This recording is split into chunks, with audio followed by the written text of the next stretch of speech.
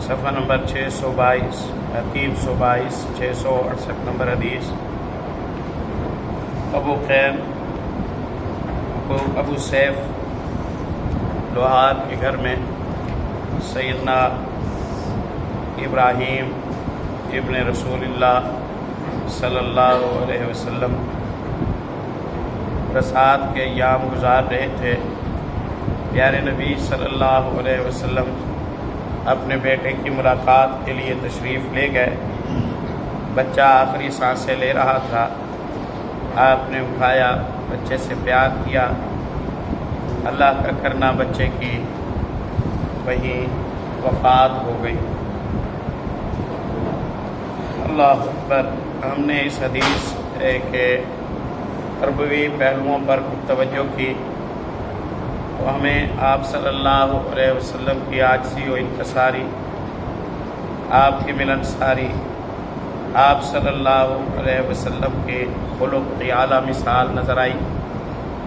آپ صلی اللہ علیہ وسلم کا بیٹا ایک غریب مزدور گھرانے میں شیر خواری کے ایام گزار رہا ہے۔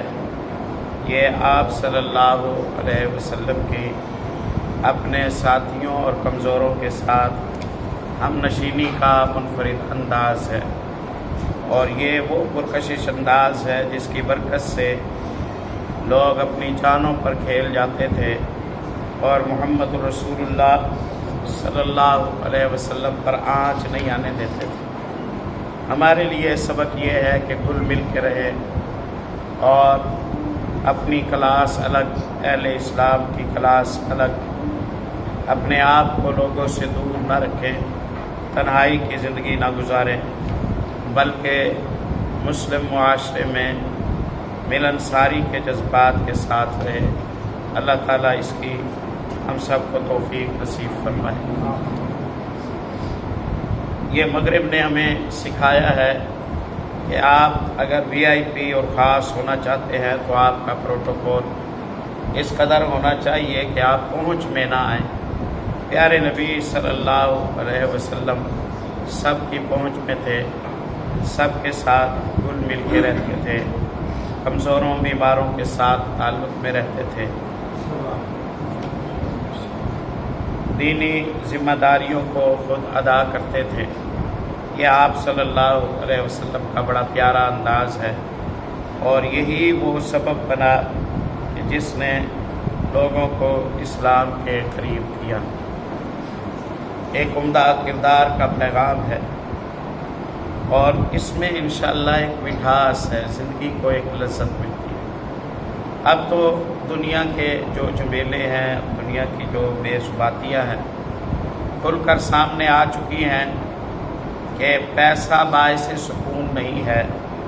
آپ صلی اللہ علیہ وسلم نے سکون اور سکینت کے لیے جو اجتماعیت کی روح دی ہے، تعلق داری، خلق، پیار، محبت، ہمدردی، خیر خواہی، اس کے ذریعے زندگی میں ایک خاص مٹھاس اور لذت پیدا ہوتی ہے۔ 1 کلو کھجور بھی ہوتی تھی نا آپ صلی اللہ علیہ وسلم کے پاس، تو آپ 100 بندے بیٹھے ہوتے، سب میں تھوڑی تھوڑی تقسیم کرتے، سب میں تقسیم کرتے، سب گل مل کے کھاتے، ماشاءاللہ، تو ایک خاص محبت کی فضا پیدا ہو جاتی۔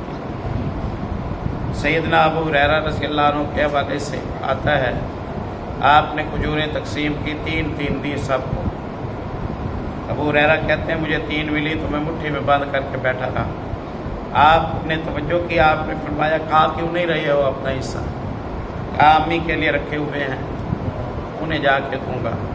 تو کہا تمہاری امی کا حصہ ہمارے ذمہ، تم اپنا حصہ کھاؤ، تمہاری امی کے حصے کی الگ تمہیں 3 ملیں گے۔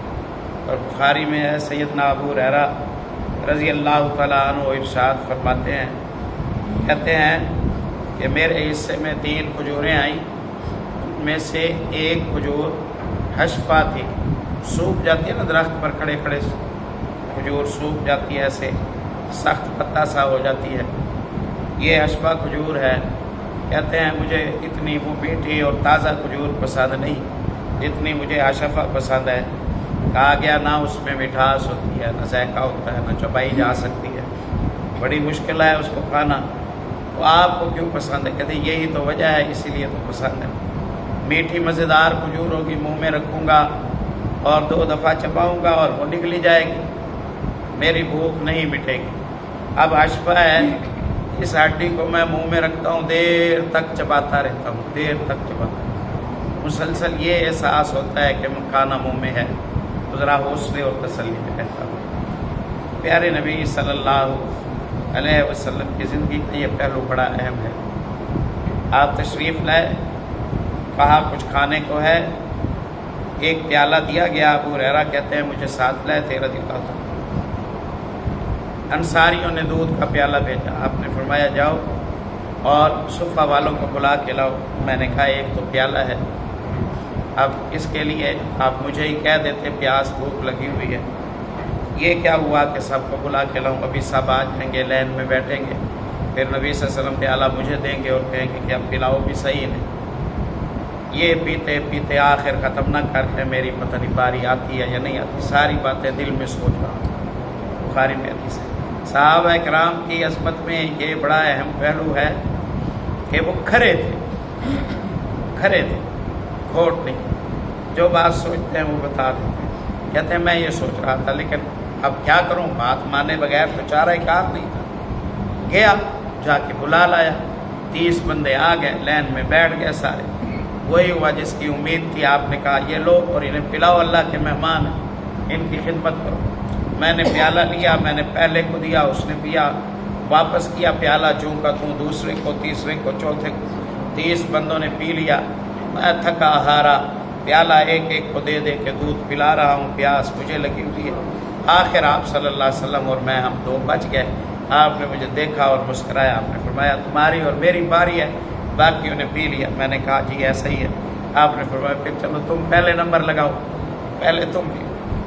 اب قائد اس طرح کے مزاج دے، اس طرح کی باتیں کرے، اس طرح گل مل کے بیٹھے تو قوم تو جان دے گی، قوم تو جان دے گی۔ اللہ کی زمین پر محمد الرسول اللہ صلی اللہ علیہ وسلم سے بہتر شخصیت کوئی نہیں آئی، ماشاء اللہ، سبحان اللہ۔ کہتے ہیں پھر میں نے پیا، بیٹھ کے اپنے پینے لگا، میں نے پی کے بس کیا، آپ نے فرمایا اور پیو، میں نے حکم پر اور پیا، پھر میں نے پی کے بس کی، آپ نے کہا اور پیو، میں نے اور پیا، آپ صلی اللہ علیہ وسلم کو میں نے دینے لگا، آپ نے فرمایا اور پیو۔ میں نے کہا اس کی قسم جس نے سچا نبی آپ کو بنایا ہے اب جگہ نہیں۔ آپ نے لیا، آپ نے بسم اللہ پڑھی، قربان جائے پیارے نبی صلی اللہ علیہ وسلم۔ اس پیالے پر اپنے ہونٹ آخر میں لگائے جس پر 31 صحابہ کے ہونٹ لگے، 31 صحابہ کے ہونٹ لگے۔ یہ تو اپنے اپنے نصیب کی بات ہے۔ صحابہ تمنا رکھتے تھے کہ وہاں ہونٹ رکھیں جہاں رسول اللہ نے رکھے تھے، اور اللہ کے نبی کا انتخاب یہ ہے کہ جہاں صحابہ نے ہونٹ رکھے وہاں نبی پاک صلی اللہ علیہ وسلم نے اپنے ہونٹ رکھے۔ یہ جانبین کی محبت ہے، یہ جانبین کا خلوص ہے۔ وہ ایوب انصاری رضی اللہ عنہ کے 6 مہینے مہمان رہے رسول اللہ صلی اللہ علیہ وسلم۔ آپ صلی اللہ علیہ وسلم کی طرف کھانا بھیجتا، آپ کھانا ایک سائڈ سے کھایا کرتے تھے، روٹی توڑتے، لقمہ لگاتے، کھانا کھاتے، پھر آپ صلی اللہ علیہ وسلم بند کر کے وہ بھیجتے تھے، اور ہم ان برتنوں کو ایسے رکھ دیتے تھے، اور جہاں سے لقمہ آپ نے لیا ہوتا تھا روٹی کا وہیں سے ہم توڑتے، اور جہاں سے سالن لگایا ہوتا تھا ہم اسی جگہ سے سالن لگاتے، تاکہ رسول اللہ صلی اللہ علیہ وسلم کے جہاں ہاتھ لگے ہیں وہاں برکت ہو۔ ان کی محبت کا یہ عالم ہے، اور پیارے نبی کی محبت کا یہ عالم ہے۔ سب کے پینے کے بعد آپ نے آخر سبحان اللہ، سبحان اللہ، سبحان اللہ۔ دوسری بات ہم نے یہ دیکھی کہ نبی کریم صلی اللہ علیہ وسلم اہمیت دیتے ہیں، اہمیت دیتے ہیں۔ عزت حاصل کرنے کا اس سے اچھا کوئی طریقہ نہیں۔ آپ لوگوں کو عزت دیں، آپ لوگوں کو عزت کرنا شروع کر دیں، آپ سے بڑھ کر لوگ آپ کی عزت کریں گے۔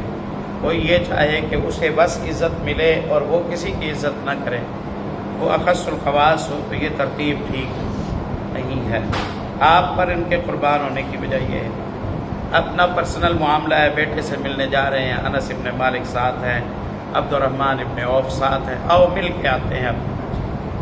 سبحان اللہ، پریکٹیکل زندگی ہے، بچے کی وفات ہوئی، اسی دن سورج کو گرن لگی، اسی دن آپ نے 2 گھنٹے کی لمبی یا 2.5 گھنٹے کی لمبی نماز آپ صلی اللہ علیہ وسلم نے پڑھائی، خطبہ بھی دیا، نظریے کے اندر جو شبہات پیدا ہو رہے تھے ان کا حل بھی آپ صلی اللہ علیہ وسلم نے فرمایا۔ آپ صلی اللہ علیہ وسلم کی شخصیت میں کمال صفات ہیں۔ اللہ ہمیں دیکھنے اور سمجھنے کی توفیق نصیب فرمائے۔ اشد الناس ابتلاء الانبیاء ثم الامثل فالامثل، یہ دنیا کا جہان ہے نا، جو یہ جہان بندے کی تمناؤں کے مطابق پورا نہیں ہوتا، اور غلطیوں میں سے سب سے بڑی غلطی یہ ہے کہ یہاں تمنائیں باندھے ہی نہ، یہاں تمنائیں باندھے ہی نہ۔ میں عرض کیا کرتا ہوں کہ دنیا کی زندگی میں کوئی بھی ایسا نہیں گزرا جو رج گیا ہو اور پھر دنیا سے گیا۔ دنیا میں تو میں رجنے کی کیا خواہش رکھتا ہوں؟ جس کی ساری تمنائیں پوری ہو گئی ہوں، سارے پروگرام مکمل ہو گئے ہوں، اور اس کے بعد وہ دنیا چھوڑ کر گیا ہو، ایسا تو ایک بندہ بھی نہیں گزرا، ایسا تو ایک بندہ بھی نہیں گزرا۔ پروگرام باقی ہوتے ہیں، چھوڑ کر جانا پڑتا ہے، رخت سفر باندھنا پڑتا ہے، کوئی جانا نہیں چاہتا لیکن اس کے باوجود اسے جانا ہی ہوتا ہے۔ تو یہاں کی غلطی یہ ہے کہ دنیا کو جنت بنانے کی کوشش نہ کرو، یہ نہیں بن سکتی، یہ جنت نہیں بن سکتی ہے۔ ریلیکس رکھو اپنے آپ کو، مطمئن رکھو، رفتار اپنی ٹھیک رکھو، جو آتا جائے اس پر شکر کی فکر کرتے جاؤ، اور جو نہیں آیا ہے اس کی طرف پلٹ کر بھی نہ دیکھو، جو نہیں آیا ہے اس کی طرف پلٹ کر بھی نہ دیکھو، حساب کی فکر رکھو، نگاہ آخرت پر رکھو، پریشانی کوئی نہیں ہوگی۔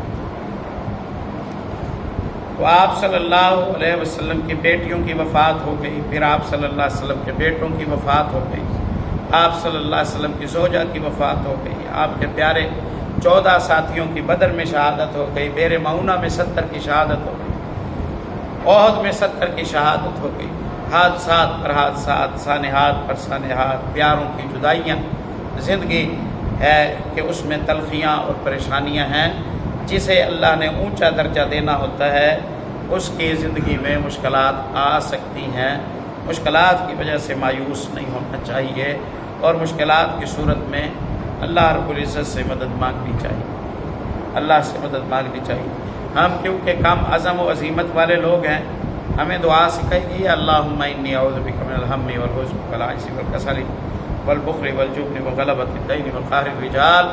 اے اللہ ہم سے بچا، ہم ایک خوف ہے، ایک غم ہے، ایک صدمے کی کیفیت ہے، جو ایک انجانے انداز کے ڈر اور پریشانی کی کیفیت ہے، جو جب بندے پر مسلط ہے، وہ ریلیکس نہیں ہوتا، وہ خوش نہیں ہوتا، اور ہر وقت گھٹن کا شکار ہے، دباؤ کا شکار ہے، وہ بے چین ہے، خطرات ہیں اس کے سر پر منڈلا رہے ہیں، پریشان ہے، اور ہر وقت پریشان۔ اللہ ہم سے بچا، اللہم انی اعوذ بک من الہم والحزن، اے اللہ غم سے بچا، جو چھوٹ گیا ہے اس کو نہ سوچتا رہوں، پریشان نہ ہوتا رہوں، یہ چیز تھی، یہ چھن گئی ہے، یہ چیز تھی، یہ چھن گئی۔ اللہم انی اعوذ بک من الہم والحزن والعجز، اے اللہ کمزور پڑ جانے کی کمزوری سے محفوظ کر، ہاتھ کھڑے ہو جائیں، بندہ مایوس ہو جائے، اب میں نہیں کر سکتا، اب مجھ سے نہیں ہوتا، اب میرے بس میں نہیں رہا، ہمارے ہاتھ کھڑے ہیں، بس اب جو ہوتا ہے ہو جائے وغیرہ نہیں۔ کم ہمتی سے بچا، کمزوری سے محفوظ فرما، دل ٹوٹنے سے محفوظ فرما، حوصلوں کو برقرار رکھ اے خلاق عالم، والعجز والکسل، اے اللہ سست پڑنے سے مجھے محفوظ فرما، میں سست، وغلبۃ الدین وقہر الرجال، اے اللہ قرضے تلے دب جاؤں، اس مصیبت سے محفوظ فرما، اے اللہ لوگ مجھ پر چھا جائیں، مجھے رسوا کریں، مجھے پریشان کریں، میری بے عزتیاں کریں، میری توہین کریں، میں اپنے دفاع جوگا نہ ہوں، اللہ اس کمزوری سے مجھے محفوظ فرما۔ اللہم انی اعوذ بک من الہم والحزن والعجز والکسل والبخل والجبن، بخیلی سے بچا، والجبن، اے اللہ بزدلی سے محفوظ فرما، غلبۃ الدین یا غلع الدین وقہر الرجال، قرضے تلے دب جانے سے بچا، لوگوں کے غالب آنے سے، تیرے مقہور ہو جانے سے، اے اللہ تجھے محفوظ فرما۔ بعض اہل علم کہتے ہیں، میں نام نہیں لیتا، وہ کہتے ہیں بندہ تھا بریلوی مکتبہ فکر سے تعلق رکھنے والا، جس نے مجھے بتایا، کہتے ہیں وہ جادو کی حرکت کیا کرتا تھا، جادو سیکھتا تھا۔ اللہ محفوظ فرمائے یہ کفریہ کام اتنا عام ہو گیا ہے، اگر کہیں اللہ نے اپنے خاص کرم و فضل سے پردے ڈالنے کا انتظام نہ کیا ہوتا تو کتنے ایسے چہرے، کتنے ایسے حاجی نمازی، کتنے ایسے علم والے حافظ عالم ظاہر ہو جاتے جو قوم کو منہ دکھانے کے قابل نہ ہوتے، قوم کو جو حسد کی آگ میں جلتے ہیں، لوگوں کے لیے فساد چاہتے ہیں، لوگوں کو تکلیف دینا چاہتے ہیں اور ہمت اور جرت نہیں رکھتے ہیں، اس لیے بزدلی سے گھروں کے کونوں میں بیٹھ کر شیطانوں سے گھنٹوں دعائیں کرتے ہیں، کفر کی مطلوبہ ورائٹیاں پوری کرتے ہیں، اور اس کے بعد لوگوں پر منتر پڑھ پڑھ کے شیطانوں کی مدد سے انہیں تکلیف دینے کی کوشش کرتے ہیں۔ اے اللہ تو انہیں تباہ و برباد فرما، جو اس طرح کے ارادے رکھتے ہوں اہل اسلام کے لیے، یا انہیں ہدایت نصیب فرما۔ وہ ایک صاحب علم ہیں، معروف عالم دین ہیں، میں نے سنا ہے کہ اللہ عمر صدیق صاحب، وہ کہتے ہیں کہ ایک بریلوی عالم یا صاحب تھے، وہ آل الحدیث ہو گئے، کوئی سبب ان کا بنا، میں نے خود نہیں سنا لیکن مجھے ایک بزرگ نے بتایا ہے۔ کہتے ہیں وہ جادو کی حرکت کیا کرتے تھے اور کافی زوردار جادو کرتے تھے، تو جب اہل حدیث ہوئے تو انہوں نے آ کے اس سے کہا مولوی عمر صدیق مجھے یہ بتاؤ کہ تم کیا پڑھتے ہو؟ میں نے کہا کیا مطلب؟ کہتا میں نے 13 دفعہ تجھ پر اٹیک کیا ہے، 13 دفعہ، اور جان لیوا اٹیک کیا ہے ہر موقع پر کہ کسی طریقے سے یہ مر پھڑک جائے۔ یہی تو کرتے ہیں نا، سوئیاں چبوتے ہیں، دلوں میں ڈالتے ہیں، پتلے بناتے ہیں، چولہے کے نیچے رکھتے ہیں، آگ جلاتے ہیں، پتہ نہیں کیا کیا کرتے ہیں، گویا ان کے ہاتھ میں کوئی اختیار ہو تو یہ دنیا میں کسی کو اپنے قدموں پر نہ چلے۔ کیا کرتے ہو؟ جب جو کوشش کرتا تھا ساری کافر ہو جاتی تھی۔ تو جیسے جلسوں پر جا رہا ہے ویسے جا رہا ہے، جیسے تقریریں کرتا ہے ویسے کرتا ہے۔ تیرے معمولات میں کیا ہے؟ مول صاحب کہتے ہیں میں یہ پڑھتا رہتا ہوں، اللہم انی اعوذ من الہم والحزن والعجز والکسل والبخل وغلبۃ الدین وقہر الرجال۔ او احکم الحاکمین، تو اپنے دروازے کھلے رکھ، مجھے مخلوق کے دروازوں پر جانے کا محتاج نہ کر۔ میں یہ مانگتا ہوں اللہ سے، اللہ کا کرم ہے، اللہ مجھے محفوظ رکھتا ہے۔ جب مصیبتیں غالب آنے لگے نا تو یہ دعا پڑھا کریں، اللہ کے فضل و کرم سے آپ ہر طرح کی مصیبتوں کے ساتھ نبھنے کی توفیق میں آ جائیں گے۔ اللہ آزمائشوں اور امتحانوں سے محفوظ۔ پیارے نبی ہیں، امام الانبیاء ہیں، اللہ اکبر، بڑھاپے کی عمر ہے، بالوں میں سفیدی آ گئی ہے، پیاروں کی جدائیاں ہو گئی ہیں، زندگی بھر تکلیفوں میں آپ صلی اللہ علیہ وسلم گزار چکے ہیں۔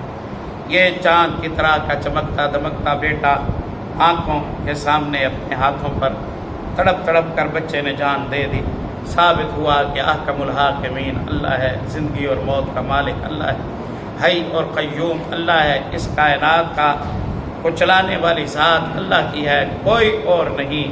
اگر کوئی اور ہوتا تو اس کا حق محمد رسول اللہ صلی اللہ علیہ وسلم کا کرتا۔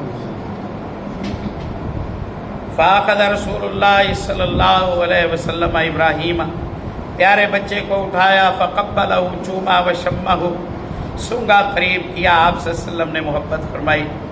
ثم دخلنا علیہ بعد ذلك، دوبارہ ہم اے و ابراہیم یجود بنفسہ، اللہ کا کرنا بچہ آخری سانس سے اللہ کی حکمتیں ہیں، اللہ کی حکمتیں ہیں۔ یہ محمد رسول اللہ صلی اللہ علیہ وسلم کی ختم نبوت کی حفاظت کی اللہ رب العزت نے صورت بنائی۔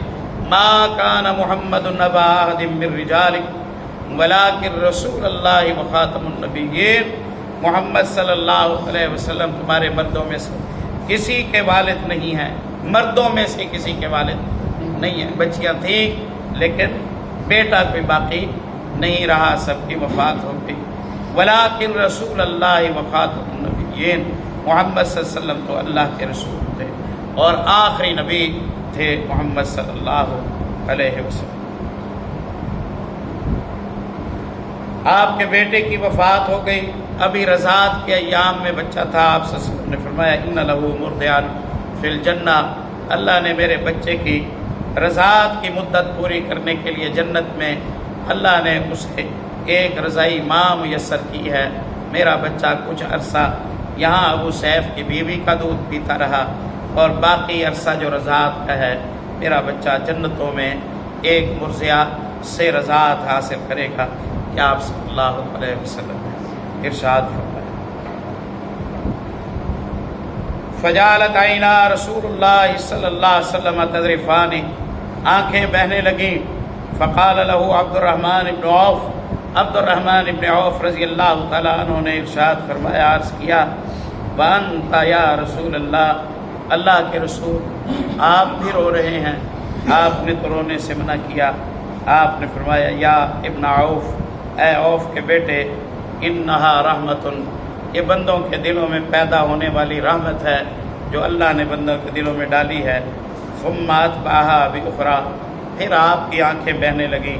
فقال ان العین تدمع، آنکھ تو بہتی رہے گی، والقلب یحزن، دل غمگین رہے گا، ولا نقول الا ما یرضی ربنا، لیکن ہماری زبان سے بس وہی بات نکلے گی جو ہمارے اللہ کو راضی کرنے کا سبب ہے۔ جو بات اللہ کی رضامندی نہیں ہے ہم اس حالت میں بھی وہ بات نہیں کہیں گے۔ قربان جائیں پیارے نبی صلی اللہ علیہ وسلم کی عظیمت پر۔ وَإِنَّا لِفِرَاقِكَ يَا إِبْرَاهِيمُ لَمَحْزُونُونَ، اے ابراہیم آپ کی جدائیوں سے ہم غمگین ہیں، ہم بے چین ہیں، ہم بے قرار ہیں، لیکن لا نقول الا ما یرضی ربنا، بس ہم اپنی زبان سے وہی بات کریں گے جس سے ہمارا رب راضی ہو۔ رب کی ناراضگی کی ہم غموں میں آ کر کوئی بات نہیں کریں گے۔ پیغام یہ ملا کہ آپ کی زندگی کی خوشیاں بھی آپ کی فرما برداری کا امتحان ہے، اور آپ کی زندگی کے غم بھی آپ کی فرما برداری کا امتحان ہے۔ آپ امتحان گاہ میں ہیں، پرچہ حل کر رہے ہیں، کوئی سوال آسان آ جاتا ہے جب آپ خوشیوں امیریوں پیسوں میں ہوتے ہیں، کوئی سوال مشکل آ جاتا ہے جب آپ صدموں بے چینیوں اور بے قراریوں کے عالم میں ہوتے ہیں۔ اللہ تعالیٰ اپنا کرم فرمائے، ربنا لا تؤاخذنا ان نسینا واخطانا ربنا ولا تحمل علینا اصرا، اے اللہ ہم بھول جائیں یا ہم جان بوجھ کر ہم سے کوتاہی ہو جائے اور غلطی کر بیٹھے، اللہ ہماری پکڑ نہ کر۔ ربنا ولا تحمل علینا اصرا، اے اللہ ہم پر بوجھ نہ ڈال، کما حملتہ علی الذین من قبلنا، جیسا بوجھ ہم سے پہلوں پر ڈالا ہے۔ ربنا ولا تحملنا ما لا طاقت لنا به، اے اللہ ایسے حالات پیدا نہ کر کہ جن حالات کو جھیلنے کی ہماری طاقت ہی نہ رہے۔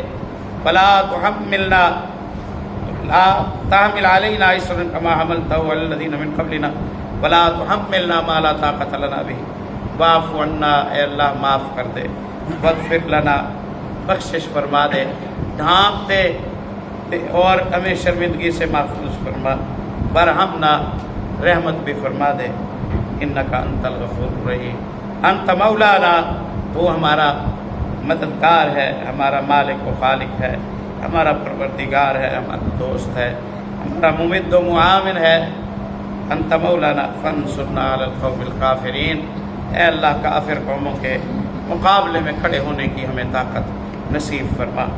یہ جامع دعا ہے، بخاری وغیرہ میں حدیث آتی ہے، ترمذی میں آپ صلی اللہ علیہ وسلم فرماتے ہیں، یہ 10 دعائیں میں نے اس کی کاؤنٹنگ کی تھی، نمبرنگ کی تھی، تقریباً 10 مطالبے ہیں، مجھے یاد پڑتا ہے۔ ہر مطالبے پر جب آپ مانگ رہے ہوتے ہیں اللہ کہتا ہے قد فعلت، میں نے یہ کر دیا تیرے لیے، میں نے یہ بھی کر دیا، میں نے یہ بھی کر دیا۔ ہر دعا پر اللہ کہتا ہے فعلت فعلت فعلت، تو مانگتا جا میں دیتا جاؤں گا۔ قرآن کے 2 مقام ہیں جن میں آپ جو مانگتے ہیں اللہ آپ کو وہ دے دیتا ہے اور کہہ دیتا ہے، آپ مانگ رہے ہوتے ہیں ساتھ اللہ اسی وقت جواب دے رہا ہوتا ہے۔ ایک سورۃ الفاتحہ ہے اور ایک یہ آخری دعا ہے، اس لیے ان سے اچھا کوئی علاج نہیں ہے، ان سے اچھا کوئی توڑ نہیں ہے، ان سے اچھا کوئی حساب نہیں، ان سے اچھا کوئی بچاؤ نہیں ہے۔ دنیا کا کوئی مسئلہ، آسیب کا مسئلہ، جادو کا مسئلہ، جنوں کا مسئلہ، دشمنوں کا مسئلہ، بیماریوں کا مسئلہ، مرض کا مسئلہ، خوف کا مسئلہ، غم کا مسئلہ، مال کا مسئلہ، دنیا کا کوئی مسئلہ ایسا نہیں ہے کہ آپ یہ دعائیں باقاعدگی سے پڑھیں، سورۃ الفاتحہ اور سورہ بقرہ کی آخری دو آیتیں، اور وہ مسئلہ حل نہ ہو، وہ مسئلہ حل نہ ہو، سوال ہی پیدا نہیں ہوتا کہ یہ مسئلہ حل نہ ہو۔ یہ دو مقامات ہیں جن میں ایک جملہ آپ بولتے ہیں، ایک جملہ آپ کا احکم الحاکمین رب بولتا ہے، اس لیے یہ دو مقامات یاد کریں، ان کو باقاعدگی سے اپنا ابتسام حافظہ اللہ کا کہتے ہیں، وہ کہتے ہیں کہ 90-95% جو الجھنیں ہیں نا، الجھنیں ہر طرح کی روحانی یا جسمانی نوعیت کی جتنی بھی الجھنیں ہیں، 90-95% تو ان دو کو باقاعدگی سے معمول میں شامل کر لیں، سورۃ الکاف کا پہلا رکوع شامل کر لیں، انشاءاللہ آپ کو کسی کے سامنے بات کرنے کی ضرورت، آپ کو کسی کے سامنے جھولی پھیلانے کی ضرورت نہیں پڑے گی، کسی کے سامنے منت کرنے کی ضرورت نہیں پڑے گی، آپ خود اپنا اللہ کی رحمت سے اپنا دفاع اور بچاؤ بھی کریں گے اور اپنے گھر کے لیے خیر اور برکت کا ذریعہ اور سبب بھی کریں گے۔ باب البکاء عند المریض، بیمار کے پاس غم کی حالت میں رو پڑنا یہ بے خیر اختیاری بات ہے، جائز ہے انشاءاللہ۔ 669 نمبر حدیث سیدنا عبداللہ ابن عمر رضی اللہ تعالیٰ عنہما قال اشتکا سعد بن عبادہ شکوہ لہو فاتاہ النبی صلی اللہ علیہ وسلم یعودہ مع عبد الرحمن بن عوف۔ لمبی حدیث ہے، میرے خیال ہے ٹائم ہو چلا ہے، بس اس پر ہی کفایت کریں۔